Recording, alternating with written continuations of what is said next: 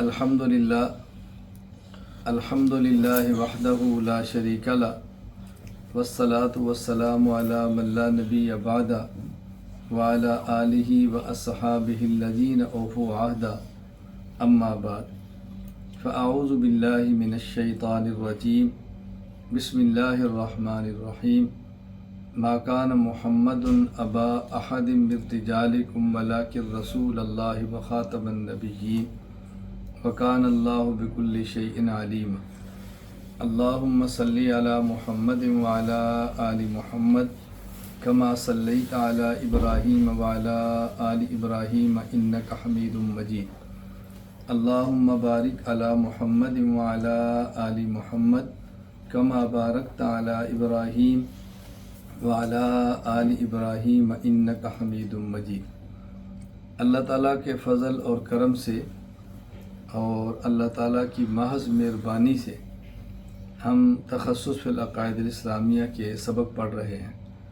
तख़स्सुस fill अक़ाइद Islamia के असबाक में सबक चल रहा था नबुव्वत और रिसालत के उन्वान पर, और उसमें आज हमारा जो सबक है वो छठा है, ख़त्म नबुव्वत।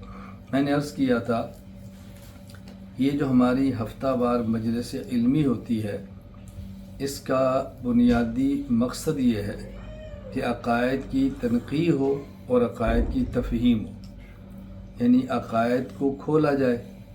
कई अज्ज़ा हैं तो हर जुज़ को अलग किया जाए, फिर उसको समझाया जाए। इसलिए बुनियादी तौर पर इस मजलिस में अक़ायद पे मैं दलाइल पेश नहीं करता, जहाँ दलील के बग़ैर बात समझ ही ना आए वहाँ पेश करता हूँ। मकसद ये होता है कि बंदे को अक़ीदा समझ आ जाए। तो अक़ायद की तनक़ीह और अक़ायद की तफ़हीम ये बहुत अहम है। तो आज इंशाअल्लाह ख़त्म नबुव्वत के उन्वान पर बात करेंगे, लेकिन पहले हस्ब साबिक़ ज़ेहनशीन फरमा लें कि नबुव्वत और रिसालत के मुताल्लिक़ बुनियादी तौर पे तीन बातें। नंबर एक, नबी की तारीफ़, नबी और रसूल में फ़र्क। नंबर दो, नबी की ज़रूरत। नंबर तीन, नबुव्वत से मुताल्लिक़ 10 अक़ायद। नंबर एक, बशरियत। नंबर दो, इस्मत। नंबर तीन, हुज्जियत। नंबर चार, मोजिज़ात। नंबर पाँच, ख़ुसूसियात नबी, ख़ुसूसियात नबुव्वत। नंबर छः, ख़त्म नबुव्वत। नंबर सात, हयातुन नबी। नंबर आठ, तवस्सुल बिज़ातिन नबी। नंबर नौ, हयात ईसा। और नंबर 10, ख़ुसूसियात ख़त्म नबुव्वत, ख़ुसूसियात ख़ातमुल अंबिया सल्लल्लाहु अलैहि वसल्लम। तो आज हम गुफ्तगू करेंगे इस छठे अक़ीदे पर जिसका उन्वान है ख़त्म नबुव्वत। पहले ये समझ लें कि जब हम कहते हैं कि हुज़ूर अकरम सल्लल्लाहु अलैहि वसल्लम आखिरी नबी हैं, तो इसका मतलब क्या है, हमने इस अक़ीदे को बयान कैसे करना है। हुज़ूर अकरम सल्लल्लाहु अलैहि वसल्लम आखिरी नबी हैं, यानी आपके ऊपर अल्लाह ने वही ख़त्म फरमा दी। अब क़यामत तक के लिए किसी और इंसान पर वही नाजिल नहीं होगी। और जब हम कहते हैं कि आप आखिरी नबी हैं, तो इसको किस लफ्ज़ों में अदा करना है। ये कहना है कि हुज़ूर अकरम सल्लल्लाहु अलैहि वसल्लम आखिरी नबी हैं, ख़ातमुन नबिय्यीन हैं, और आपके बाद कोई नबी पैदा नहीं होगा। ये मेरे अल्फाज याद रख लें। रसूल अकरम सल्लल्लाहु अलैहि वसल्लम आखिरी नबी हैं और आपके बाद कोई नबी पैदा नहीं होगा। मैं फिर इन अल्फाज को कह रहा हूँ, तीसरी बार इनको याद रख लें। हुज़ूर अकरम सल्लल्लाहु अलैहि वसल्लम ख़ातमुन नबिय्यीन आखिरी नबी हैं और आपके बाद कोई नबी पैदा नहीं होगा। ये अल्फाज मैं क्यों याद कराता हूँ। हदीस पाक है, अना ख़ातमुन नबिय्यीन ला नबिय्य बादी, मैं आखिरी नबी हूँ और मेरे बाद कोई नबी पैदा नहीं होगा। आम तौर पे इसका तर्जुमा कर दिया जाता है, मैं आखिरी नबी हूँ, मेरे बाद कोई नबी नहीं आएगा। तो कादियानी शातिर हैं, मुनकिरीन ख़त्म नबुव्वत चालें चलते हैं, वो तलाश करते हैं बहाने जिससे लोग गुमराह किया जाए। तो पूछते हैं, भाई आप कहते हैं कि हुज़ूर अकरम सल्लल्लाहु अलैहि वसल्लम आखिरी नबी हैं और आपके बाद कोई नबी नहीं आएगा, تو آپ بتاؤ کہ حضرت عیسیٰ علیہ السلام آئیں گے یا نہیں؟ تو وہ لوگ کہتے ہیں جی آئیں گے۔ وہ کہتے ہیں آپ تو کہہ رہے تھے کوئی نبی نہیں آئے گا، عیسیٰ علیہ السلام تو آ گئے۔ تو پھر اس کے جواب میں لوگ کہہ دیتے ہیں کہ عیسیٰ علیہ السلام نبی ہوں گے لیکن امتی ہونے کی حیثیت سے آئیں گے۔ تو کہتے ہیں اس کا مطلب یہ حضور صلی اللہ علیہ وسلم بعد ایسا بندہ آ سکتا ہے جو نبی بھی ہو امتی بھی ہو۔ تو ہمارے مرزا غلام احمد قادیانی نبی بھی ہیں امتی بھی ہیں، تو پھر اس کو جواب دیا جا سکتا ہے، لیکن ہر بندے کے بس میں نہیں ہوتا، ہر بندہ تو مناظر نہیں ہوتا۔ اس لیے جب ہم یہ کہیں گے حضور اکرم صلی اللہ علیہ وسلم آخری نبی ہیں، آپ کے بعد کوئی نبی پیدا نہیں ہوگا، اب وہ یہ نہیں کہہ سکتے کہ عیسیٰ علیہ السلام آئیں گے۔ کیوں؟ ہم یہ کہہ رہے کوئی نبی پیدا نہیں ہوگا، حضرت عیسیٰ علیہ السلام پیدا نہیں ہوں گے، حضرت عیسیٰ علیہ السلام نازل ہوں گے۔ پیدا وہ پہلے ہو چکے ہیں، اب نازل ہوں گے۔ اس لیے اس کو اچھی طرح ذہن نشین فرما لیں۔ زیادہ زیادہ جو علمی ذوق رکھتے ہیں ان کے ذہن میں ایک سوال آتا ہے کہ یہ حدیث ہے انا خاتم النبیین لا نبی بعدی، اس کا آپ نے ترجمہ کیا کہ رسول اللہ صلی اللہ علیہ وسلم کے ارشاد ہے میں آخری نبی ہوں تو میرے بعد کوئی نبی پیدا نہیں ہوگا۔ یہ پیدا ہونا آپ نے کس لفظ کا ترجمہ کیا؟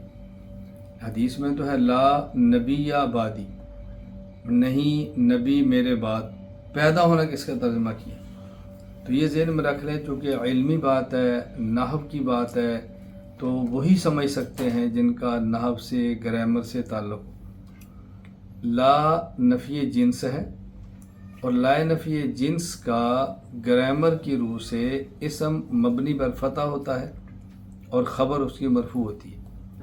تو لا نفی جنس ہے، نبی اس کا اسم ہے اور بعدی اس کی خبر ہے۔ اب دیکھیں بعدی تو مرفوع نہیں ہے، دال کے نیچے تو زیر ہے، اس کی ترکیب کیسے بناتے ہیں کہ بعد مضاف یا ضمیر مضاف الیہ، مضاف اپنے مضاف الیہ سے مل کر متعلق یا کسی محذوف کے، وہ محذوف خبر بنے گا۔ محذوف کیا ہے؟ عام طور پہ محذوف نکالا جاتا ہے ثابت کائن، تو ترجمہ کہتے ہیں جی میرے بعد کوئی نبی نہیں ہوگا، میرے بعد کوئی نبی نہیں آئے گا، تو میں محذوف نکالتا ہوں مولود، لا نبی مولود بعدی، میرے بعد کوئی نبی پیدا نہیں ہوگا۔ چونکہ ترکیب تو تب ہی بنے گی جب کوئی لفظ محذوف مانیں گے۔ ایک محذوف اب ایسا مانے کہ جس پر اشکال ہو، یا ایسا محذوف مانے جس پر اشکال نہ ہو۔ تو عام طور پہ محذوف ایسا لفظ مان لیا جاتا ہے جس پر اعتراض ہو جاتا ہے، اور میں محذوف ایسا لفظ مانتا ہوں جس پر کوئی اعتراض نہیں ہوتا۔ تو عقیدہ یہ بیان کرنا ہے کہ رسول اللہ صلی اللہ علیہ وسلم آخری نبی ہیں اور آپ کے بعد کوئی نبی پیدا نہیں ہوگا، یہ ذہن نشین فرما لیں۔ اب یہ بات ذہن نشین فرما لیں، حضرت آدم سے لے کے حضرت محمد رسول اللہ صلی اللہ علیہ وسلم تک 1,24,000 کم و بیش انبیاء علیہ السلام گزرے ہیں۔ حضرت آدم سے لے کر عیسیٰ علیہ السلام یہ نبی گزرے ہیں، اور حضرت عیسیٰ علیہ السلام کے بعد رسول اللہ صلی اللہ علیہ وسلم تک درمیان میں کوئی نبی نہیں آیا، یہ وقفہ ہے۔ تو حضرت آدم علیہ السلام سے لے کے حضرت عیسیٰ علیہ السلام یہ تو نبی ہیں، اور حضرت محمد صلی اللہ علیہ وسلم صرف نبی نہیں بلکہ آخری نبی۔ اس کا مطلب کیا ہوگا کہ حضرت محمد پاک صلی اللہ علیہ وسلم کو صرف نبی ماننے سے بندہ مسلمان نہیں ہوتا، بلکہ آخری نبی ماننے سے مسلمان ہوتا ہے۔ نبی بھی مانے اور آخری نبی بھی مانے۔ جو حضور اکرم صلی اللہ علیہ وسلم کو نبی تو مانے لیکن آخری نبی نہ مانے، وہ مسلمان نہیں ہو سکتا۔ اور یہاں یہ بات ذہن نشین فرما دیں کہ حضور اکرم صلی اللہ علیہ وسلم کے بعد کوئی نبی پیدا نہیں ہوگا کسی بھی قسم کا۔ کسی بھی قسم میں نے کیوں کہا؟ ایک ہوتا ہے نبی تشریعی، ایک ہوتا ہے غیر تشریعی۔ یہ قادیانیوں کی تقسیم ہے۔ وہ کہتے ہیں ایک نبی وہ ہے جو شریعت والا ہو، اور ایک وہ جو شریعت والا نہ ہو، تو غیر تشریعی نبی مانتے ہیں، کوئی تفصیل نہیں۔ کبھی وہ کہتا ہے جی ایک ہوتا ہے نبی اصلی اور ایک ہوتا ہے ذلی بروزی۔ ذلی زوا سے ہے، سایہ، کہتے ہیں اصل تو حضور ہے اور یہ ان کا سایہ ہے، یہ بھی نہیں ہو سکتا۔ اور بس اوقات و ظالم کہتے ہیں کہ بروزی ہیں، بروزی بروز سے، بروز کا معنی ہوتا ہے ظہور، کسی اور کی شکل میں آنا. تو وہ کہتے ہیں حضرت محمد دوبارہ آئے ہیں اور الیاذ باللہ غلام محمد قادیانی کی شکل میں آئے، اسے کہتے ہیں بروزی نبی. تو نہ کوئی تشریح آ سکتا ہے، نہ ہی غیر تشریعی، نہ ہی ذلی اور نہ ہی بروزی. کوئی رسول اکرم صلی اللہ علیہ وسلم کے بعد کسی قسم کا نبی پیدا نہیں ہو سکتا. حضرت امام اعظم ابو حنیفہ نعمان بن ثابت رحمہ اللہ تعالیٰ کا جملہ الخیرات الحسان فی مناقب الامام الاعظم ابی حنیفہ النعمان، یہ کتاب ہے. اس میں امام حنیفہ کا جملہ منقول ہے. حضرت امام ابو حنیفہ رحمہ اللہ فرماتے ہیں کہ عقیدہ ختم نبوت اتنا ضروری ہے، اگر حضور اکرم صلی اللہ علیہ وسلم کے بعد آج کوئی بندہ نبی ہونے کا دعویٰ کرے، مدعی نبوت ہو، اور کوئی بندہ اس کو یہ کہے کہ آپ نبی ہیں تو دعوی نبوت پہ دلیل پیش کریں، یہ کافر ہو جائے گا. من طلب منہ علامتاً فقط کفر، یہ رسول اللہ صلی اللہ علیہ وسلم کے بعد کسی مدعی نبوت سے اس کی نبوت پہ دلیل مانگنے سے کافر ہو جائے گا. ٹھیک ہے کہ اس کو نبی مانے نہیں، صرف یہ کہ جی آپ نبی ہیں تو دلیل کیا ہے، اس سے کافر ہو جائے گا. آپ بتائیں عقیدہ ختم نبوت کتنا اہم ہے. ہاں ایک سوال اس کا جواب ذہن نشین فرما لیں. وہ سوال کیا ہے کہ حضرت امام ابو حنیفہ رحمہ اللہ فرماتے ہیں کہ رسول اللہ صلی اللہ علیہ وسلم کے بعد کسی بھی مدعی نبوت سے اس کے دعوے نبوت پہ دلیل مانگنے سے بندہ کافر ہو جاتا ہے. تو ہمارے کتنے ختم نبوت پہ کام کرنے والے علماء اور مناظرین ہیں جو قادیانیوں سے دلائل مانگتے ہیں اور پھر دلائل توڑتے ہیں. تو مناظرے میں دلائل تو مانگے جاتے ہیں، تو جب دعوی نبوت پہ مدعی نبوت جھوٹے سے دلیل مانگنے سے بندہ کافر ہوتا ہے تو یہ ایسا کام کیوں کرتے ہیں؟ یہ تو اپنے امام کے خلاف کرتے ہیں. جواب ذہن نشین فرما لیں کہ دلیل کیوں مانگی جاتی ہے، دلیل مانگنے کا مقصد کیا ہے. دلیل مانگنے کے مقصد سے حکم بدل جاتا ہے. کبھی ہوتا ہے دلیل مانگنے کا مقصد کہ مدعی نبوت کی دلیل کو لوگوں کے سامنے توڑ دیا جائے اور اس کے دعوی نبوت کا کذب، بطلان اور جھوٹا ہونا واضح کر دیا جائے. بھائی یہ شخص جو نبوت کا دعویٰ کر رہا ہے جھوٹا ہے، اور اپنی جھوٹی نبوت کو منوانے کی جو دلیلیں دے رہا ہے وہ بھی جھوٹی ہیں. دیکھیے اس نے دلیل دیا، میں نے اس کو توڑا ہے. تو کوئی شخص مدعی نبوت سے دلیل مانگتا ہے اور مقصد کیا ہے کہ اس کی دلیل کو توڑ کے اس کا جھوٹا ہونا ثابت کرے، یہ بات الگ ہے. اور کوئی بندہ مدعی نبوت سے دلیل مانگتا ہے کہ اگر اس کی دلیل ٹھیک ہوئی تو میں تصدیق کر دوں گا، ٹھیک نہ ہوئی تو میں تکذیب کر دوں گا، اب یہ کافر ہے. یعنی جو بندہ اس بنیاد پہ دلیل مانگتا ہے کہ آپ نے نبوت کا دعویٰ کیا تو پھر آپ دلیل پیش کریں، آپ کی دلیل میں مان لوں گا، اس کا معنی اس کا ذہن ہے کہ رسول اللہ صلی اللہ علیہ وسلم کے بعد کوئی اور نبی پیدا ہو سکتا ہے، تبھی تو دلیل مانگ رہے. تو دعوی نبوت مانگنے کا مقصد دیکھا جاتا ہے. اگر مقصد ہے کہ دلیل ٹھیک ہوئی تو مان لوں گا، یہ کافر ہے. اور اگر یہ مقصد ہے کہ اس کی بھائی جو تمہارے پاس دلیل ہے نکالو تاکہ اس کو توڑا جائے، تو یہ بات الگ ہے. کتنے لوگ ہیں جن نے دعوی خدائی کیا ہے، اس پہ دلائل دیے ہیں، ہمارے علماء اس کے دلائل کو توڑتے ہیں. تو توڑنے کے لیے پوچھنا اور بات ہوتی ہے اور تصدیق کے لیے پوچھنے کے لیے بات اور ہوتی ہے. اس کو اچھی طرح ذہن نشین فرما لیں. حضور اکرم صلی اللہ علیہ وسلم آخری نبی ہیں اور آپ کے بعد کوئی نبی پیدا نہیں ہوگا. آپ کے آخری نبی ہونے پر قرآنی آیات بھی ہیں، احادیث متواترہ بھی ہیں، امت کا اجماع بھی ہے. میں نے پہلے عرض کیا ہے کہ اس ہفتہ وار مجلس کے اندر میں دلائل نہیں دیتا، عقیدے کی تنقید کرتا ہوں اور عقیدے کی تفہیم کرتا ہوں. تو میں حضور اکرم صلی اللہ علیہ وسلم کا آخری نبی ہونا عام الفاظ میں اور سادہ سادہ سی باتوں سے سمجھانا چاہتا ہوں کہ ہر بندہ بڑے آرام سے سمجھ لے. اس کے لیے دیکھیں، ایک تو رسول اکرم صلی اللہ علیہ وسلم کا خود نام اس بات کی دلیل ہے کہ آپ آخری نبی ہیں. حضرت آدم سے لے کے حضرت عیسیٰ علیہ السلام تک جتنے انبیاء علیہ السلام گزرے ہیں، کسی ایک نبی کا نام نہ محمد ہوا ہے اور نہ ہی احمد ہوا ہے. حضور اکرم صلی اللہ علیہ وسلم واحد و نبی اور رسول ہیں کہ جن کا نام محمد بھی تھا اور احمد بھی تھا۔ قرآن کریم میں آپ کے دونوں ناموں کا ذکر ہے، محمد کا بھی ذکر ہے اور احمد کا بھی ذکر ہے۔ محمد الرسول اللہ قرآن کریم میں، مبشرا برسول یاتی من بعد اسمہ احمد، احمد کا بھی ذکر ہے۔ تو یہ آپ صلی اللہ علیہ وسلم کا نام محمد اور احمد ہونا، یہ اس بات کی طرف اشارہ ہے کہ آپ آخری نبی ہیں۔ کیوں؟ دیکھیں، محمد حمدن سے ہے اور احمد بھی حمدن سے ہے۔ دونوں میں فرق کیا ہے؟ محمد اس کو کہتے ہیں جس کی تعریف کی جائے، اور احمد اس کو کہتے ہیں جو تعریف کرے۔ تو محمد کہتے ہیں جس کی تعریف کی جائے، اور احمد کہتے ہیں جو تعریف کرے۔ تو آپ کا نام محمد بھی ہے اور آپ کا نام احمد بھی ہے۔ محمد بھی حمدن سے ہے اور احمد بھی حمدن سے ہے۔ تو دیکھیں، حمد اور تعریف جب بھی کی جاتی ہے تو کام مکمل ہونے کے بعد کی جاتی ہے۔ حمد جب بھی کی جاتی ہے تو کام مکمل ہونے کے بعد کی جاتی ہے۔ ہم رات کو سو جاتے ہیں اور صبح اٹھتے ہیں، تو اٹھنے کے بعد نیند ختم ہوئی، نیند کا عمل مکمل ہوا، تو ہم نے کہا الحمدللہ الذی احیانا۔ اٹھے ہیں اور بیت الخلاء میں گئے، بیت الخلاء سے باہر نکلے، اللہ تو نے میری تکلیف ختم کر دی ہے، تو تکلیف ختم ہوئی تو ہم نے الحمدللہ کہا۔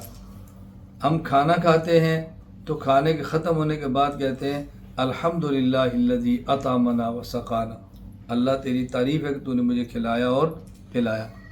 حتیٰ کہ موت کے بعد قبر، قبر کے بعد حشر، حشر کے بعد جنت۔ قرآن کہتا ہے وآخر دعواہم ان الحمدللہ رب العالمین، وہاں کی آخری بات کیا ہوگی؟ اللہ تیرا کرم ہے۔ اور جنتی کہیں گے الحمدللہ الذی احلنا، اللہ تیری تعریف ہے کہ تو نے ہمیں جنت میں پہنچا دیا۔ تو میں کیا سمجھا رہا ہوں کہ حمد کام کے آخر میں ہوتی ہے۔ حضرت آدم سے لے کے عیسیٰ علیہ السلام تک کسی نبی کا نام حمد نہیں ہے۔ حمد حضور اکرم صلی اللہ علیہ وسلم کا نام ہے محمد اور احمد۔ محمد بھی حمدن سے اور احمد بھی حمدن سے۔ جو نبوت کا سلسلہ چلا تھا نا، وہ ختم ہو گیا، تو اب اللہ کی تعریف ہے، اللہ تیرا شکر ہے تو نے اتنے نبی بھیجے۔ تو محمد اور احمد کا لفظ بتا رہا ہے کہ آپ آخری نبی ہیں۔ وہ سلسلہ نبوت ختم ہو گیا تو حمدن کی باری آ گئی، تو آپ کا نام بتا رہا ہے کہ آپ محمد اور احمد ہیں۔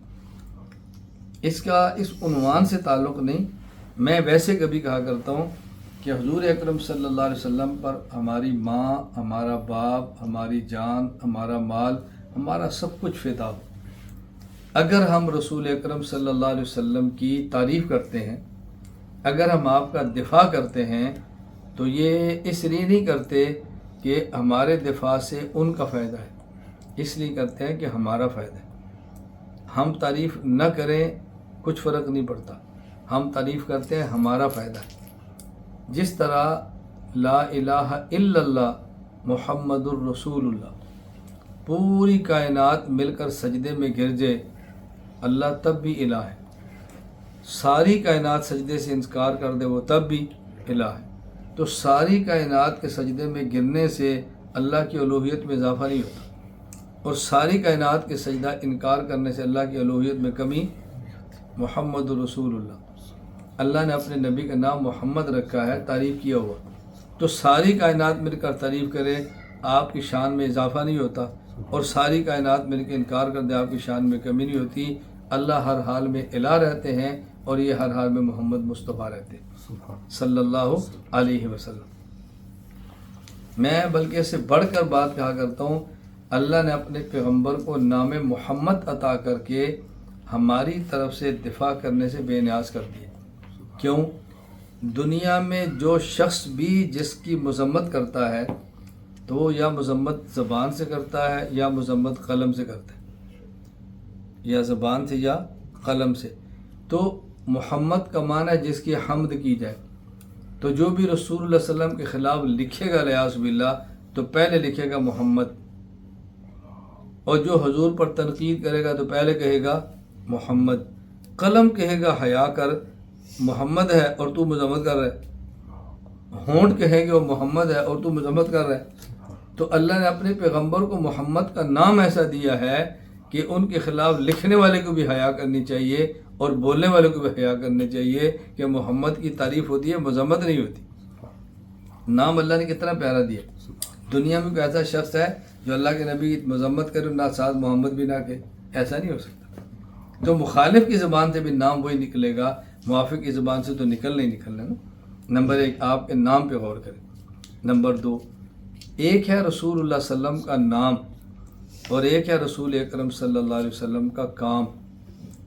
محمد الرسول اللہ یہ آپ کا کام ہے، رسالت. نبی کا کام کیا ہوتا ہے؟ رسول کا کام کیا ہے؟ پیغام پہنچانا. تو رسالت پیغام پہنچانے والے. تو آپ کا جو لقب ہے رسول اللہ، حضرت رسول اکرم صلی اللہ علیہ وسلم سے پہلے جتنے انبیاء علیہ السلام گزرے ہیں ان انبیاء کے جو مخصوص القاب ہیں نا، آپ اس پہ غور کر لیں. حضرت آدم صفی اللہ، حضرت نوح نجی اللہ، حضرت ابراہیم خلیل اللہ، حضرت داؤد خلیفۃ اللہ، حضرت موسیٰ کلیم اللہ، حضرت اسماعیل ذبیح اللہ، حضرت عیسیٰ روح اللہ کلمۃ اللہ، اور ہمارے پیغمبر جن کا لقب ہے رسول اللہ. اس کا مطلب کیا ہے کہ رسالت کے درجات ہیں، ایک درجہ پھر درجہ پھر درجہ پھر درجہ. تو رسالت کا جو آخری درجہ ہے ہمارے نبی پاک پر ختم ہو گیا ہے، تو اللہ نے آپ کو لقب بھی دیا رسول اللہ کہ اب رسالت کا کوئی درجہ بچا ہی نہیں ہے کہ بعد میں اور نبی نے آ کر اس کو مکمل کرنا ہو. تو آپ کا لقب بتا رہا ہے کہ آپ آخری نبی ہیں. میں اس کو سمجھانے کے لیے کبھی تھوڑی سی وضاحت کیا کرتا ہوں کہ رسول کے 2 کام ہوتے ہیں، اللہ سے پیغام لینا اور مخلوق کو پیغام دینا. اللہ تعالیٰ نے جو پیغام لینے کے مقامات رکھے ہیں نا، وہ بھی اللہ نے ہمارے نبی پر ختم فرما دی. آدم علیہ السلام جنت میں، زمین میں، نوح علیہ السلام کشتی میں ہیں، جودی پہاڑ پر ہیں، حضرت ابراہیم علیہ السلام کعبہ پر ہیں اور آپ مقام ابراہیم پر ہیں، حضرت موسیٰ علیہ السلام کوہ طور پر ہیں، حضرت سلمان علیہ السلام تخت شاہی پر ہیں، حضرت یونس علیہ السلام مچھلی کے پیٹ میں ہیں، حضرت عیسیٰ علیہ السلام دوسرے آسمان پر ہیں، زندہ ہیں، دوسرے آسمان پر ہیں. تو یہ تمام مقامات وہ ہیں جہاں نبی اللہ سے پیغام لیتا ہے. اور رسول اکرم صلی اللہ علیہ وسلم اللہ سے پیغام لیا ہے تو پیغام لینے کے لیے آپ عرش تک گئے. عرش کے اوپر تو کائنات ہی نہیں ہے. تو جو پیغام لینے کے مقامات تھے ان میں آخری مقام پر حضور پہنچ گئے، اس کے آگے کوئی مقام ہی نہیں ہے. اسی طرح ایک ہے پیغام دینا. تو ہر نبی نے پیغام دیا ہے، جن کو دیا ہے، انسان کو دیا ہے، سلیمان علیہ السلام ہے، پرندوں کو دیا ہے، جانوروں کو دیا ہے. اور ہمارے حضرت پاک صلی اللہ علیہ وسلم کی آپ پوری سیرت کا مطالعہ فرما رہے ہیں. کبھی آپ پیغام پتھر کو دے رہے ہیں، آپ کے ہاتھ میں پتھر ہے، کلمہ پڑھ رہے ہیں. اور کبھی آپ درخت کو پیغام دے رہے ہیں. آپ جائیں مسجد شجر، آج مکہ مکرمہ موجود ہے، درخت کو کہہ رہے ہیں آ جا، درخت آ رہا ہے. جانوروں کو پیغام دے رہے ہیں، کبھی ہرن ہے، کبھی اونٹنی ہے، واقعات بھرے پڑے ہیں. تو نبی پاک صلی اللہ علیہ وسلم حجر کو پیغام دے رہے ہیں، شجر کو پیغام دے رہے ہیں، حیوان کو پیغام دے رہے ہیں، جنات کو پیغام دے رہے ہیں، جنوں کو بھی نبی ہے. اور آپ امتی انسانوں کو پیغام دے رہے ہیں اور امتیوں کے نبی انبیاء کو بھی پیغام دے رہے ہیں. تو رسول اکرم صلی اللہ علیہ وسلم ایسے ہیں کہ جن نے اللہ کا پیغام کس کو دیا ہے؟ حجر پتھر، شجر درخت، حیوان جانور، جنات کو، انسانوں کو. اور آپ نے پیغام دیا ہے امت کو اور امت کے نبیوں کو. کہاں پہ دیا ہے؟ رسول اکرم صلی اللہ علیہ وسلم نے بیت المقدس میں معراج کی رات میں. سارے انبیاء علیہ السلام پیچھے ہیں اور آپ اللہ کا پیغام پڑھ رہے ہیں. الحمدللہ رب العالمین، پیغام نبیوں کو دے رہے ہیں. تو دنیا میں جتنے مکانات ہیں، میرے لفظوں پہ غور کریں، ان مکانات میں سب سے اونچا مکان عرش ہے. اور دنیا میں جتنے مقامات ہیں، مرتبے، ان میں سب سے اونچا مقام نبوت کا ہے۔ تو اللہ نے پیغام لینے کے لیے کچھ مکان بنائے کہ نبی کہاں بیٹھ کے اللہ سے پیغام لے گا، وہ سارے مکانات اللہ نے حضور پہ ختم فرما دی، اور کچھ آپ نے مقام بتائے ہیں کہ جب نبی پیغام دیتا ہے تو نبی کا مقام کیا ہوتا ہے، جس کو پیغام دیتا ہے اس کا مقام کیا ہوتا ہے۔ تو سب سے آخری مقام ہے کس کا؟ نبوت کا۔ اللہ نے آپ پہ نبیوں کو پیغامات دیے تو آپ نے مقامات بھی آپ پر ختم فرما دی۔ تو رسول کے سامنے دو ہی چیزیں ہیں، کہاں سے پیغام لینا ہے اور کہاں پیغام دینا ہے۔ تو آپ پر اللہ نے پیغام لینے اور دینے کی دونوں انتہا کر دی ہے، تو آپ کو لقب دے دیا رسول اللہ۔ تو آپ کا نام محمد بھی بتاتا ہے کہ آخری نبی ہے، اور آپ کا لقب رسول اللہ بھی بتاتا ہے کہ آپ آخری نبی ہیں۔ آپ کا نام بھی بتا رہا ہے اور حضور اکرم صلی اللہ علیہ وسلم کا کام لقب بھی بتا رہا ہے۔ میں چونکہ بات خاتم النبیین پہ کر رہا ہوں، ورنہ میں کبھی سمجھانے کے لیے ایک بیان کیا کرتا ہوں، آپ اہنام میڈیا پہ اس کو سن لیں اور ڈاؤن لوڈ کر لیں، سنیں اس کو۔ میں نے ایک بیان کیا تھا کہ ما کان محمد ابا احد من رجالکم ولکن رسول اللہ و خاتم النبیین۔ ایک ہمارے نبی کا نام ہے محمد، ایک ہمارے نبی کا کام ہے رسول اللہ، اور ایک ہمارے نبی کا مقام ہے خاتم النبیین۔ ہمارے نبی جیسا نہ نام ہے کسی کا، نہ کام ہے کسی کا، اور نہ ہی مقام ہے کسی کا۔ آپ کا نام بھی اعلیٰ ہے، کام بھی اعلیٰ ہے، مقام بھی اعلیٰ ہے۔ تو حضور صلی اللہ علیہ وسلم کا آخری نبی ہونا، نمبر 1 محمد احمد نام سے پتہ چل رہا ہے، نمبر 2 آپ کے لقب رسول اللہ سے پتہ چل رہا ہے، نمبر 3 اللہ تعالیٰ نبی کو اس کے دعوی نبوت کی صداقت کو بیان کرنے کے لیے نشانی دیتے ہیں، علامت دیتے ہیں، آیت دیتے ہیں، اسے کہتے ہیں معجزہ۔ تو گزشتہ انبیاء علیہ السلام کو اللہ تعالیٰ نے معجزات عطا فرمائے، اور ہمارے پیغمبر پاک صلی اللہ علیہ وسلم کو بھی معجزات عطا فرمائے۔ فرق کیا ہے؟ معجزہ کی 2 قسمیں ہیں، ایک ہے معجزہ علمی اور ایک ہے معجزہ عملی۔ اللہ نے گزشتہ انبیاء علیہ السلام کو عملی معجزات دیے ہیں، اور ہمارے پیغمبر کو عملی معجزات بھی دیے ہیں، لیکن جو معجزہ عملی آپ کو دیا ہے اس کی مثال گزشتہ انبیاء میں نہیں۔ آپ کو جو معجزات دیے ان عملی معجزات میں سے سب سے بڑا اور اہم معجزہ وہ معراج کا ہے۔ میں کہوں گا طلبہ و طالبات سے آپ احناف میڈیا پہ جائیں اور معراج کے عنوان پر میرا 2 گھنٹے کا بیان سنیں، تاکہ آپ کو معراج میں عقائد اور نکات یہ ساری چیزیں سمجھ آیا کریں۔ تو یہ دیکھیں سب سے بڑا عملی معجزہ کیا ہے؟ معراج۔ اور یہ معراج کی رات آپ کہاں سے چلے ہیں؟ کعبہ سے۔ تو کعبہ مسجد حرام میں ہے نا، اور کعبہ بھی آپ حتیم کعبہ سے چلے، ام ہانی کے گھر سوئے، جبرائیل نے اٹھایا، حتیم کعبہ میں گئے، آپ پھر وہاں سوئے، پھر حتیم کعبہ سے آپ کو لے جایا گیا۔ تو کعبہ سے آپ کا سفر شروع ہوا ہے، اور ختم کہاں پہ ہے؟ آپ حتیم کعبہ سے چلے ہیں مدینہ منورہ، مدینہ منورہ سے چلے ہیں طور سینا، طور سینا سے چلے ہیں بیت اللحم، عیسیٰ علیہ السلام کی جائے پیدائش، بیت اللحم سے چلے ہیں بیت القدس، بیت القدس مسجد اقصیٰ سے چلے ہیں آسمان اول، ثانی، ثالث، رابع، خامس، سادس اور سابع، 6 آسمان تک۔ اس سے آگے آپ تشریف لے گئے اللہ اکبر سدرۃ المنتہا، اس سے آگے گئے ہیں عرش معلیٰ۔ اب دیکھیں حضور چلے کہاں سے ہیں؟ کعبہ سے، اور رکے کہاں پر ہیں؟ عرش معلیٰ۔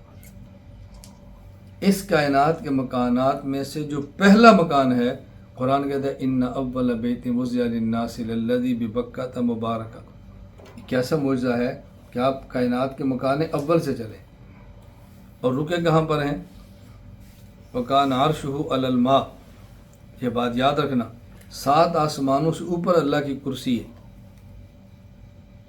اس کرسی کے اوپر پھر سمندر ہے، صرف پانی، اس پانی کے اوپر عرش ہے، اور عرش پر بات ختم ہے. وکان عرش علی الماء.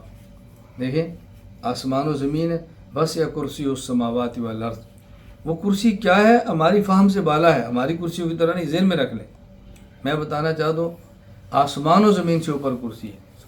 وکان عرش علی الماء، پھر اس کے اوپر عرش پانی، پھر اس کے اوپر اللہ کا عرش، اور عرش مکان آخر ہے. تو آپ کو خدا نے عملی معجزہ کون سا عطا فرمایا؟ مکان اول سے چلے اور مکان آخر پہ جا کے رکے. تو یہ آپ کا عملی معجزہ بتا رہا ہے کہ آپ آخری نبی ہیں. اس کے بعد تو معجزات کی دنیا ہی ختم ہو گئی. عرش کے اوپر تو کوئی مکان ہی نہیں ہے کہ وہاں کو نبی جا کر معجزے کا ظہور کرے گا. میری بات سمجھ آ رہی؟ اس سے ایک لفظ سمجھ لیں، ہم کہتے ہیں کہ ہمارے نبی نبی اول بھی ہیں، نبی آخر بھی ہیں. نبی اول ہونے کا تقاضا مکان اول سے چلے، نبی آخر ہونے کا تقاضا کہ مکان آخر پہ رکے. نبی اول بھی ہے، نبی آخر بھی. رسول اللہ صلی اللہ علیہ وسلم نبی اول بھی اور آخر بھی. اس کو سمجھیں. بانی دارالعلوم دیوبند قاسم العلوم والخیرات مولانا محمد قاسم ننوتوی رحمہ اللہ نے اس کو کیسے سمجھایا. حضرت فرماتے ہیں کہ دیکھیں آپ کے کاغذ پہ آپ قلم لیں، پرکار لیں، پرکار لیں، تو آپ اس کے اوپر دائرہ بنائیں. جب دائرہ بنانے کے لیے پرکار رکھتے ہیں نا تو وہ مرکز ہوتا ہے، وہاں ایک نقطہ بنتا ہے. اس کے بعد یہ دوسرے کونے سے یہ گول خط بناتے ہیں، اس گول خط کا نام ہے دائرہ. تو ایک ہے مرکز اور ایک ہے گول خط. تو یہ جو یہ نقطہ ہے اسے مرکز دائرہ کہتے ہیں اور گول خط کو دائرہ کہتے ہیں. جب آپ نے پرکار رکھی ہے نا تو نیچے نقطہ لگ گیا ہے، نظر نہیں آ رہا، اوپر پرکار ہے. اور یہ جو گول خط ہے نا دائرہ، یہ بنتا بعد میں، نظر پہلے آتا ہے. تو مرکز دائرہ بنتا پہلے ہے، نظر بعد میں آتا ہے، اور دائرہ بنتا بعد میں ہے، نظر پہلے آتا ہے. تو ہمارے پیغمبر نبی اول ہیں. کیوں؟ یہ مرکز دائرہ نبوت ہے. حضرت آدم سے لے کر عیسیٰ یہ دائرہ نبوت ہے، اور حضور صلی اللہ علیہ وسلم مرکز دائرہ نبوت. تو مرکز بنتا پہلے ہے، نظر بعد میں آتا ہے، اور دائرہ بنتا بعد میں، نظر پہلے آتا ہے. تو رسول اللہ صلی اللہ علیہ وسلم مرکز نبوت ہے. نبوت ملی ان کو سب سے پہلے ہے، اور لیکن نظر سب سے بعد میں آئی ہے. باقی انبیاء کو نبوت ان کے بعد ملی ہے، نظر پہلے آئی ہے. اس کو مولانا نوتوی فرماتے ہیں آپ نبی اول ہیں وجود نبوت میں، اور نبی آخر ہیں ظہور نبوت. نبی اول ہے وجود نبوت میں، اور نبی آخر ہیں ظہور نبوت. میں اس کا تعلق تو واقعہ معراج کے ساتھ ہے. میں نے آپ سے کہا کہ آپ اس کو سن لیں تو آپ کو بہت علمی فائدہ ہوگا، عملی فائدہ بھی ہوگا. میں صرف ایک بات کہتا ہوں، تاریخ انسانی میں سب سے لمبا سفر وہ معراج کا، اور تھوڑے وقت میں معراج کا. پوری تاریخ میں کسی شخص نے اتنا لمبا سفر اتنے تھوڑے وقت میں کیا ہو، ایسا نہیں ہو سکتا. تو مجھے آپ بتائیں کہ جب سفر بہت لمبا ہو اور وقت بہت تھوڑا ہو تو نماز لمبی سے لمبی پڑھی جاتی ہے یا چھوٹی سے چھوٹی؟ بھائی سفر بہت لمبا ہو اور وقت تھوڑا ہو تو نماز چھوٹی سے چھوٹی یا لمبی سے لمبی؟ چھوٹی سے چھوٹی. رسول اکرم صلی اللہ علیہ وسلم مکہ مکرمہ سے مدینہ منورہ آئے ہیں تو جبریل امین نے بتایا کہ یہ مقام ہے جہاں آپ نے ہجرت کر کے آنا ہے. آپ اترے اور 2 رکعت پڑھ لیں. پھر طور سینا پہ یہ موسیٰ علیہ السلام کے اللہ سے کلام کی جگہ اترے اور 2 رکعت پڑھ لیں. یہ بیت المقدس اترے اور 2 رکعت پڑھ لیں. تو کم از کم نماز کی کتنی رکعت ہوں گی؟ 2. اگر 2 سے کم رکعت بھی ہوتی تو آپ 1 رکعت پڑھتے ہیں نا. سفر جو لمبا ہے بھیتر 1 رکعت نہیں ہے، کم از کم نماز 2 رکعت ہی ہوتی ہے. اللہ کرے جو بات میں سمجھانا چاہتا ہوں آپ کا دماغ کام کرے، آپ سمجھے میں کیا کہہ رہا ہوں. رسول اللہ صلی اللہ علیہ وسلم کا دوسرا معجزہ کہ علمی، اور علمی معجزہ صرف اور صرف اللہ تعالیٰ نے حضرت رسول اکرم صلی اللہ علیہ وسلم کو دیا ہے. اس معجزے کا نام ہے قرآن کریم. اب بات سمجھیں، نبوت کمال عملی کا نام نہیں، کمال علمی کا نام. کمال دنیا میں دو قسم کے ہیں، کمال عملی اور کمال علمی، اور نبوت کمال علمی کا نام۔ اللہ نے حضور اکرم صلی اللہ علیہ وسلم کو جو معجزہ قیامت تک رہنے والا ہے وہ دیا ہے قرآن کریم کا، جو علمی ہے۔ معلوم ہو کہ آپ آخری نبی۔ معجزات کی دو قسمیں ہیں، معجزات عملی اور معجزات علمی۔ معجزات عملی میں سے آپ کو وہ معجزہ دیا ہے جو عرش تک لے جاتا ہے، اور معجزات علمی میں سے علمی معجزہ قرآن کریم صرف رسول اللہ صلی اللہ علیہ وسلم کو دیا ہے جس نے قیامت تک رہنا ہے۔ تو معلوم ہوتا ہے کہ آپ آخری نبی ہیں۔ اگر آپ آخری نبی نہ ہوتے تو آپ کا معجزہ علمی قیامت تک نہ رہتا۔ میری بات سمجھیں، نبی کا معجزہ یہ نبی کے دعوی نبوت کی صداقت کے لیے ہوتا ہے۔ جب نبی کہے میں نبی ہوں تو لوگ پوچھیں گے آپ نبی ہیں تو دلیل کیا ہے، وہ معجزہ پیش کرتا ہے۔ تو اگر رسول اکرم صلی اللہ علیہ وسلم کے بعد بھی اللہ نے کسی کو نبوت عطا فرمانی ہوتی تو اس کا معنی بعد میں کسی کو معجزہ بھی دینا تھا نا۔ تو آپ کے معجزات پر باقی رکھنے کی ضرورت کیا ہے؟ چونکہ آپ کی نبوت نے قیامت تک رہنا تھا تو آپ کو علمی معجزہ بھی قیامت تک کے لیے دیا، اور ساتھ اعلان فرما دیا انا نحن نزلنا الذکر و انا لہ لحافظون۔ ہم نے اس قرآن کو نازل کیا ہے اور ہم اس قرآن کو محفوظ بھی رکھیں گے۔ نبوت جو قیامت تک ہے آپ کی، تو آپ کے معجزات بھی قیامت تک ہیں۔ تو یہ آپ کے معجزات بتا رہے ہیں کہ رسول اکرم صلی اللہ علیہ وسلم آخری نبی۔ نمبر ایک اور بات سمجھیں، میں نے بتایا نمبر ایک آپ کا نام محمد اور احمد، نمبر دو آپ کا جو کام ہے اور آپ کا لقب ہے رسول اللہ، نمبر تین آپ کے معجزات ہیں، نمبر چار سفر۔ دیکھیں جو نبی آتا ہے وہ نبی سفر بھی کرتا ہے، دعوت دیتا ہے، محنت کرتا ہے، سفر کرتا ہے، جو نبی بھی ہے جس حد تک۔ تو اگر آپ یہ دیکھ لیں یہ انبیاء علیہ السلام جتنے تشریف لائے اور ان انبیاء نے اسفار کیے، ان میں رسول اکرم صلی اللہ علیہ وسلم کا سفر کہاں سے شروع ہے اور کہاں ختم؟ نبی جو سفر کرے گا وہ کہاں تک سفر کرے گا؟ جو نبی کی دائرہ نبوت کے اندر ہے وہاں تک سفر کرے گا نا۔ ایسا تو نہیں کہ نبی اپنے دائرہ نبوت سے باہر جا کر سفر کرے۔ بھئی جہاں تک کہ وہ نبی ہیں وہاں تک کے سفر بھی ہوں گے۔ تو اب سوچیں ذرا، رسول اکرم صلی اللہ علیہ وسلم کا دائرہ نبوت کتنا وسیع ہے کہ آپ نے جو سفر فرمایا معراج کی رات کو تو عرش تک کا فرمایا۔ اس کا معنی کہ آپ کا دائرہ نبوت عرش تک ہے، آپ کا دائرہ نبوت عرش تک ہے۔ تو جب آپ کا دائرہ نبوت ہی عرش تک ہے اور اس کے لیے تعلیمات قرآن کریم بھی موجود ہے تو پھر کسی اور نبی کی ضرورت کیا ہو سکتی ہے؟ تو آپ کا سفر بھی بتا رہا ہے کہ آپ آخری نبی ہیں اور اب آپ کے بعد کوئی نبی پیدا نہیں ہوگا۔ رسول اکرم صلی اللہ علیہ وسلم کے بعد کوئی نبی پیدا نہیں ہوگا۔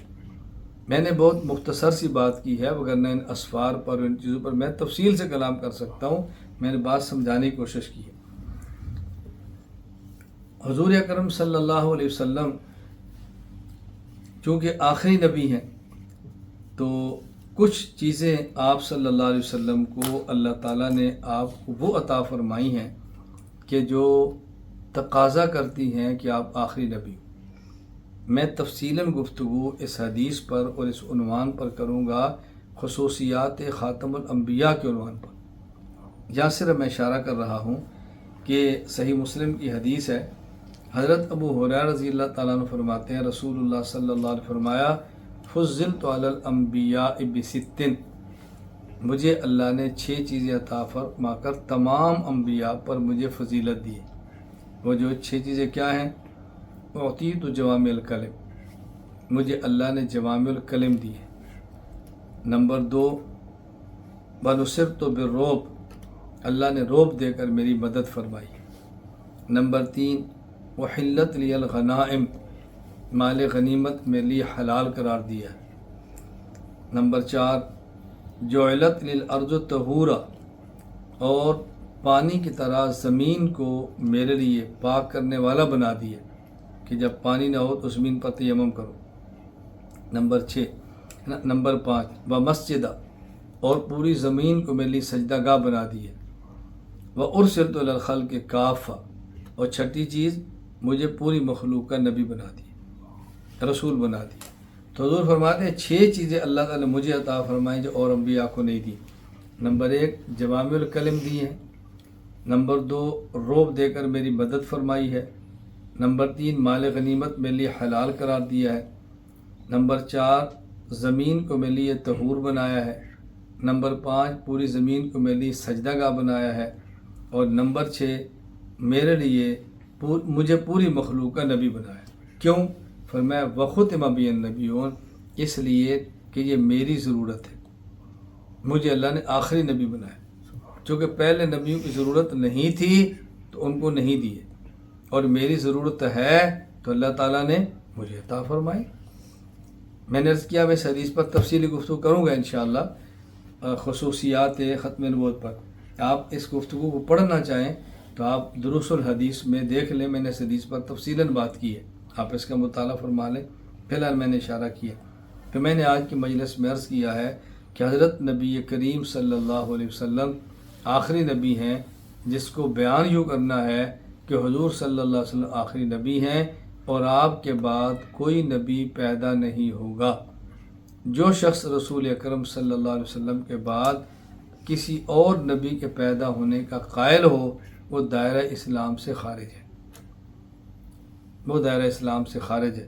اللہ تعالیٰ مجھے اور آپ کو عقائد کو پڑھنے کی، سمجھنے کی، محفوظ رکھنے کی اور ہر فرد تک پہنچانے کی توفیق عطا فرمائے۔ اللہ مجھے اور میری نسلوں کو اور آپ کے نسلوں کو دین کی مقبول خدمت کے لیے عافیت کے ساتھ قبول فرما دے۔ السلام علیکم ورحمۃ اللہ وبرکاتہ۔